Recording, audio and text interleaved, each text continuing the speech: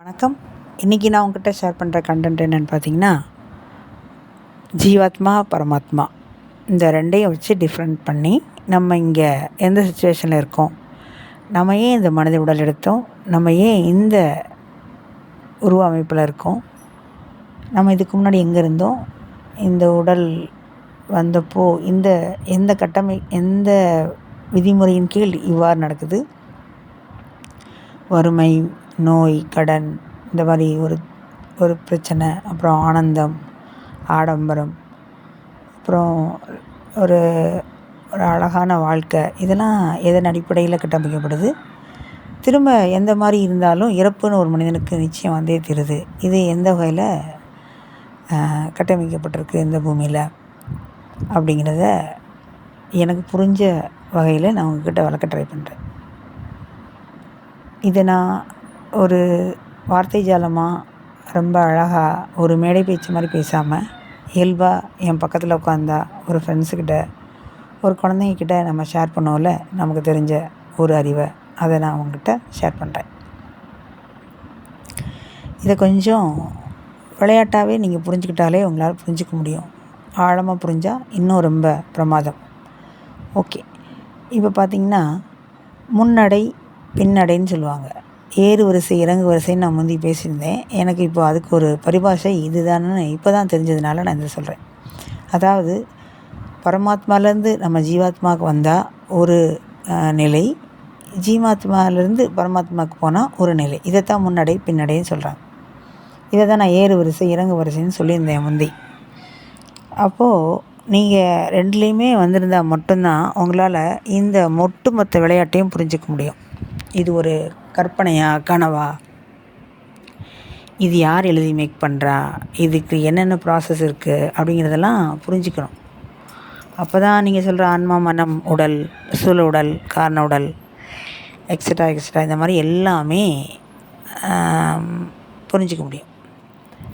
அப்போது அதுக்கு முன்னாடி அந்த ஒன்று அப்படின்னு சொல்கிறோம்ல, அந்த அவன், அது அப்படிங்கிறோம்ல, அதுனா என்ன, அதை பரமாத்மா சொல்கிறோம்ல, அது என்ன அப்படின்னு தெரிஞ்சுக்கணும்.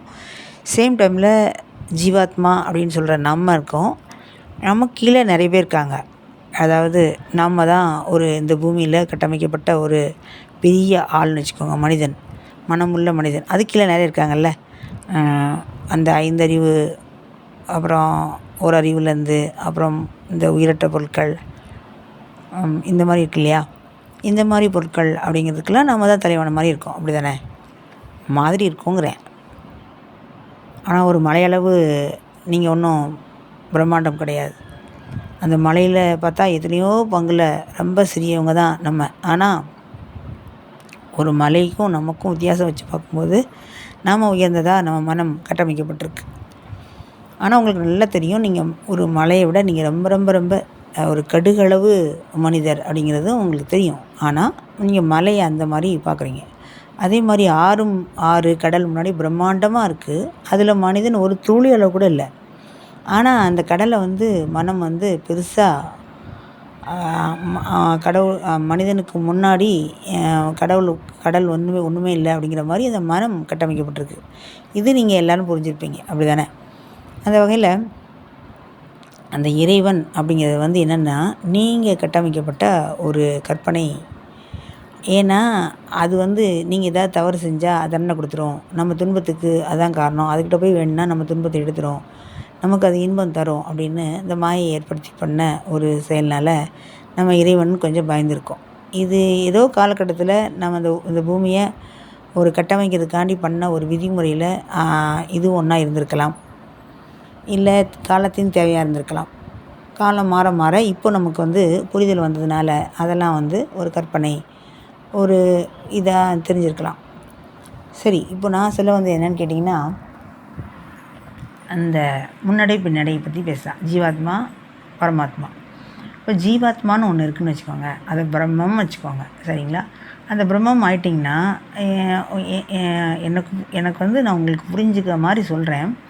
இப்போ வள்ளலாரே, மகாவதர் பாபாஜியே, இல்லை வேறு ஏதாவது உங்களுக்கு பிடிச்ச ஒரு சித்தரோ யாரோ, அவரை தான் நீங்கள் அந்த பிரம்மம்னு வச்சுக்கோங்க. பிரம்மம்னு வச்சுக்கும்போது என்னாகும் அப்படின்னு கேட்டிங்கன்னா, அந்த பிரம்மத்துக்கு வந்து உணர்வு, அறிவு, அப்புறம் என்ன சொல்கிறது, எதுவுமே இருக்காது. உணர்ச்சி எதுவுமே இருக்காது. நீங்கள் போய் அழுகுறீங்கன்னு வச்சுக்கோங்களேன், அது வந்து உங்களுக்கு எந்த ரியாக்டும் பண்ணாது, ரெஸ்பாண்ட் பண்ணாது, ரியாக்ட் பண்ணாது. இதே அந்த மனித உடல் எடுத்து அடுத்த மனமுள்ள, அறிவுள்ள ஒரு ஒரு கான்சியஸ் உள்ள ஒரு ஒரு எனர்ஜி ஆகும்போது அது வந்து என்ன பண்ணுன்னா ரியாக்ட் பண்ணும். நீங்கள் அழுதா அழும், நீங்கள் சிரித்தா சிரிக்கும், நீங்கள் என்ன பண்ணாலும் பண்ணும். அது வந்து உங்களால் நீங்கள் அழுகிறத தாங்க முடியாது. நீங்கள் ஆனந்தப்பட்டீங்கன்னா அது ரொம்ப ஆனந்தப்படும். இந்த மாதிரிலாம் ஒரு உணர்வை வந்து ஒரு பரிமாற்றம் பண்ண முடியும் அந்த 2வது நிலையில். 3வது நிலையில் படிப்படியாக வரலாம். இதை தான் நான் உங்களுக்கு இப்போ விளக்க போகிறேன். இப்போது அந்த நான்கிற தன்மையில் அது இருக்கும்போது தான் இந்த பூமி இந்த இந்த இப்போ நம்ம பேசிகிட்டு இருக்கிறது, இதை புரிஞ்சுக்க அறிவு, நான் என்ன பேசுகிறேங்கிற ஒரு ஒரு நிலை, இதெல்லாம் இருக்குது. அதையும் தாண்டி அறிவுக்குள்ளே போகும்போது, அறிவாக மலரும்போது நீங்கள் வந்து அது ஒரு ஒரு கான்சியஸாக போயிடும். அந்த கான்சியஸ் மறையும் போது நான் மறைஞ்சு, கான்சியஸ் மறைஞ்சு, மனம் மறைஞ்சு எல்லாம் போகும்போது அந்த பிரம்மம் வந்துடும். அந்த பிரம்மத்துக்குள்ளே நீங்கள் என்ன உணர்வீங்க அப்படின்னு சொன்னால், நான்கிற மறைஞ்சோடனே என்ன ஆயிரும் அப்படின்னா வெட்ட வெளி ஆயிரும். வெட்ட வெளி ஆனோடனே என்ன ஆயிரும்னா எல்லாமே நீங்களாயிருவீங்க.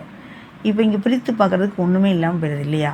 அது மட்டும்தான் இருக்கும். அவனும் இருக்க மாட்டான், நீங்கள் இருக்க மாட்டீங்க. தனித்தன்மையாக பார்த்தா நான் இருக்காது, அவன் பார்த்தா எல்லாமா இருக்கிறதும் இருக்காது. இங்கே ஒன்றா மாறிடும் இல்லையா? அப்போது இப்போ இங்கே நல்லா யோசிச்சு பாருங்கள், எது தனியாக இருந்துச்சு நான், எது ஒன்றா இருந்தது அது. அப்போ அந்த ரெண்டுமே வந்து ஒன்று ஒன்றா வேறு வேறையா? ஒன்று தான். நாம் என்ன நினச்சிக்கிறோம் வேறேன்னு. ஒரு கடல் வந்து அலை வந்துக்கிட்டே இருக்குதுன்னு வச்சுக்கோங்களேன். நாம் நினச்சிக்கிறோம் அலை அடிக்குது கடலுக்குள்ளே அப்படிங்கிறோம். கடலுக்குள்ளே அலை அடிக்குதா, அலை வந்து கடலில் இருக்கா?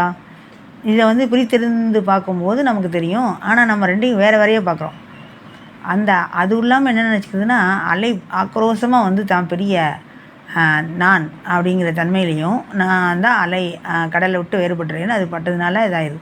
திரும்ப ஓடி வந்து தரையில் முட்டி அப்புறமா திரும்ப உள்ளுக்குள்ள கடலுக்குள்ளே போகும்போது வெறும் அது கடலாக தான் போகும். அப்போ பார்த்தீங்கன்னா அது 2ஆக பிரிச்சுக்கிச்சு. ஒன்று கடைசியில் பார்த்தா இங்கே கடலே ஒரு கற்பனையில் தான் இருக்குங்கிறது தெரிஞ்சிடும். நீங்கள் வந்து அந்த பிரம்மத்தை வந்து நான் உதாரணத்துக்கு தான் அந்த கடலாக சொல்கிறோம்.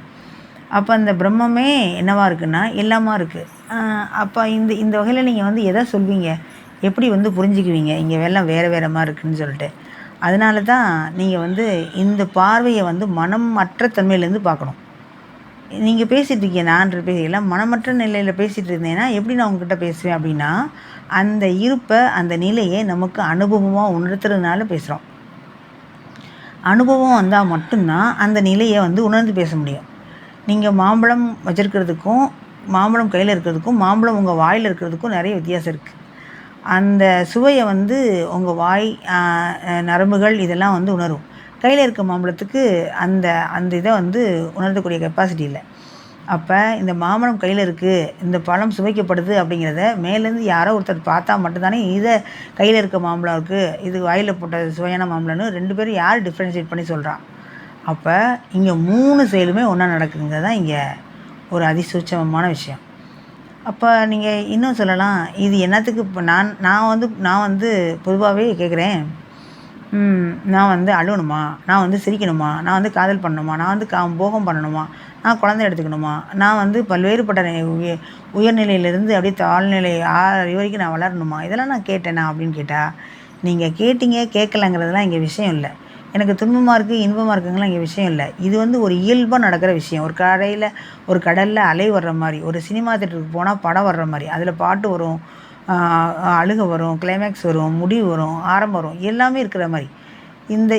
இதை வந்து ஒரு ரூல்ஸ். அதில் ஏதாவது ஏன் இது இல்லை, ஏன் இதில் பாட்டு வச்சாங்க, ஏன் இது வந்து சோகமாக இருக்குதுன்னு நீங்கள் கேட்க முடியாது. அது வந்து கதை அப்படி தான் இருக்குன்னு ஏற்றுக்கிறீங்கள, அதே மாதிரி தான் இந்த பிரபஞ்சம் இப்படி தான் பட்ட வைக்கப்பட்டிருக்கு.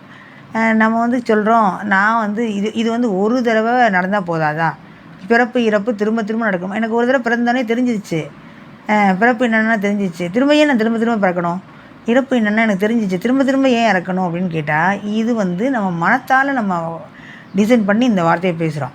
இதே நம்ம மனமற்ற தன்மைக்கு போகும்போது என்னென்னா பிறப்பும் இல்லை இறப்பும் இல்லையே, அப்போ நீங்கள் பிறப்பு இறப்பை பற்றி பேச தேவையே இல்லையே. இந்த இறப்பு பிறப்பு பேசுகிறதெல்லாம் இந்த துன்பமாக இன்பமாக இருக்குன்னு சொல்கிறதெல்லாம் நீங்கள் மனத்தின் அடிப்படையில் பேசுகிறீங்க. இந்த மனம் வந்து கட்டமைக்கப்பட்டதுனால பேசுகிறீங்க. மனம் வந்து எதையாவது ஒன்று புதுசாக தேடிக்கிட்டே இருக்கும், உருவாக்கிட்டே இருக்கும், அடுத்த என்னன்னு ஓடிக்கிட்டே இருக்கும். அதுக்கு வந்து என்னென்னா ஒரு பழசாக சலித்து போய் ஒன்று பார்க்கவே முடியாது.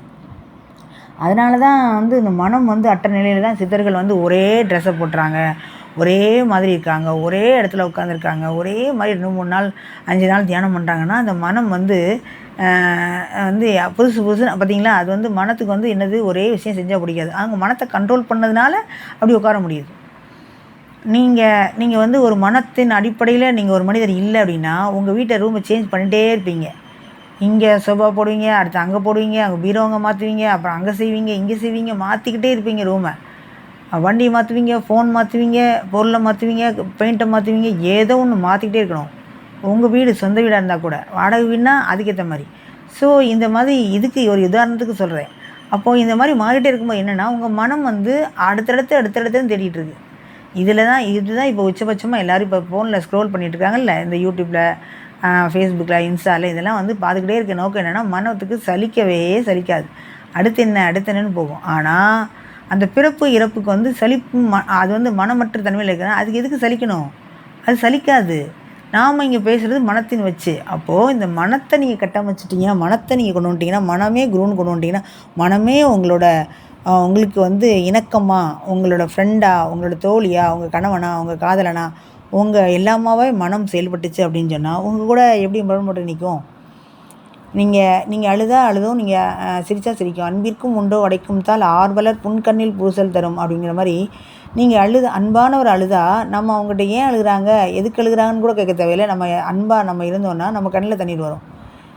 அதுதான். அப்போ வந்து என்ன கேட்டிங்கன்னா, அந்த அன்பு வந்து உங்களுக்கு ரிஃப்ளெக்ட் ஆகி உங்களுக்கே வரும். அந்த துன்பம் உங்களுக்கு ரிஃப்ளெக்ட் ஆகி உங்களுக்கே வரும். அப்போ அந்த அன்புக்கு அன்பே சிவம் சொன்னது அதுதான் காரணம். அப்போ நீங்கள் வந்து என்னென்னா, இங்கே எல்லாமாவும் சிவனாகவும் எல்லாமாவும் அன்பாகவும் பார்த்துட்டிங்கன்னா, இங்கே வந்து நீங்கள் முரண்பட்டு நிற்கவே மாட்டீங்க. முரண்பட்டு நிற்க மாட்டாத போது இங்கே வேறுபாடு இல்லாத போது நீங்கள் வந்து ஒப்பிட்டு பார்க்க தேவையில்லை. நீங்கள் வந்து இப்போ 3 காலத்தையும் கொண்டு போக தேவையில்லை. ஆணவம், கண்மம், மாயையிலேருந்து விடுபட்டிருப்பீங்க. மும்மலத்தை நீங்கள் வந்து ஒழிக்கும்போது எரிக்கும்போதே நீங்கள் வந்து ப்ரெசண்டில் போயிருப்பீங்க, சாட்சி பாவத்துக்கு போயிருப்பீங்க, சரண்டர் பாவத்துக்கு போயிருப்பீங்க. இதெல்லாம் நிகழும்போது என்ன ஆயிரும் அப்படின்னு சொன்னால், மனிதன் அப்படிங்கிறது வந்து உடஞ்சி மனிதம் அப்படின்னு மாறிடும். அது ஆன்மீகத்தில் வந்து அதீதம் மாறிடும். அப்புறம் வந்து மனிதத்தில் வந்து மனிதம் மாறிடும். இதை வந்து நம்ம சுதந்திரம் அப்படின்னு கொடுத்துருக்காங்க. இறையாண்மை நம்ம சொல்கிறோம் இல்லையா, அந்த இறையாண்மை மாதிரி நமக்குள்ள இறைவன் வந்து தலையிடுறதில்ல சில விஷயங்களை. அதனால தான் இந்த குழப்பமே நமக்கு. ஒருவேளை வந்து டூ ஆர் டை, இதை மாதிரி செய், இதுதான் இப்படி தான் அப்படின்னு ஒரு 2 விதி கொடுத்துருந்தாங்கன்னா அதை சூஸ் பண்ணி இதை சூஸ் பண்ணியிருக்கலாம். ஆனால் இங்கே நம்ம பல்வேறுபட்ட விதிகள் கொடுத்து 4 ஆப்ஷன் கொடுத்ததுனால உங்களுக்கு எதை சூஸ் பண்ண 2 ஒமிட் பண்ணிடுறீங்க. 2 ஆளை வச்சு நீங்கள் குழம்பி போயிடுறீங்க. நீங்கள் என்ன சொல்கிறீங்கன்னா 4 கொடுக்கப்பட்டு 2 ஒதுக்கினீங்க. ஆனால் நீங்கள் என்ன சொல்லிக்கிறீங்கன்னா எனக்கு 2 ஆள் தான் பிரச்சனைன்னு சொல்கிறீங்க. ஸோ இந்த 2 விட்டிங்கன்னா அடுத்த 2 பிடிப்பீங்க, அடுத்த 2னா இதை 2 பிடிப்பீங்க. இதே மாதிரி தான் திரும்ப திரும்ப திரும்ப நடந்துகிட்ருக்கு. இதைத்தான் நம்ம குவாண்டம் என்டாங்கிள்மெண்ட்லேயும் நம்ம சொல்லிடுறோம். அப்போ அந்த குவாண்டம் என்டாங்கிள்மெண்ட்லேயும் நம்ம 2ங்கிறத தாண்டி 1 தான் அப்படிங்கிறத நம்ம கொண்டு வந்தது தான் இங்கே டியூவல் தன்மை உடஞ்சி இண்டிவிஜுவலாக மாறிடும். இண்டிவிஜுவலாக மாறும்போது தான் நீங்கள் பரமாத்மாக்கே போக முடியும். அந்த பரமாத்மாவில் வந்து மட்டும்தான் உங்களால் ஒரு வேற ஒரு அந்த கண்ணோட்டத்தில் இந்த உலகத்தை பார்க்க முடியும். சரி, இன்னொரு ஒரு விஷயம் சொல்லணுன்னா, அந்த பரபிரம்மம் இருக்குல்ல, அந்த பிரம்மமாக இருக்குது. அதுக்கு வந்து மனம் உருவாக்க அது வந்து சரி, இதை வந்து இதோடு முடிச்சுக்கலாம். அடுத்து இந்த மனம் வந்து எப்படி உருவாச்சு, அறிவு எப்படி உருவாச்சு, அப்புறம் அந்த அறிவு உருவானதுக்கப்புறம் மனம் உருவாக்கி இந்த மனம் வந்து சுத்தமாயி அசுத்தமாயி எப்படி உருவாச்சு, அதுக்கப்புறம் வந்து பல்வேறுபட்ட நிலைகளை வந்து இன்றைக்கி நம்ம மனிதனாக இருக்கோம்ல, இது எப்படி வந்துச்சுங்கிறத நான் நெக்ஸ்ட்டில் ஒரு வீடியோவில் ஒரு கதை மாதிரி சொல்லலான் இருக்கேன். ஸோ பார்க்கலாம்.